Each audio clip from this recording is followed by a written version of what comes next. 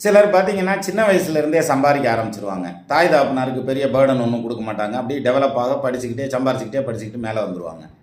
அதே மாதிரி கடைசி வரைக்கும் பார்த்தீங்கன்னா மகனுக்கோ மகளுக்கோ சிரமம் கொடுக்க மாட்டாங்க. யாருக்கும் சிரமம் தர மாட்டாங்க. They can stand their own Lex both economical, psychological, physical எல்லாத்துலேயும் அவங்க காலில் அவங்க நின்றுக்குருவாங்க. யாருக்கும் டிஸ்டர்ப் பண்ண மாட்டாங்க. இப்படியான அமைப்பு ஒரு ஜாதகத்தில் இருக்கா? ஏன்னா சின்ன வயசில் டிபெண்ட்டாக இருந்துட்டா கூட பரவாயில்ல, வயசான காலத்தில் டிபெண்ட்டாக இருக்கக்கூடாது இல்லையா?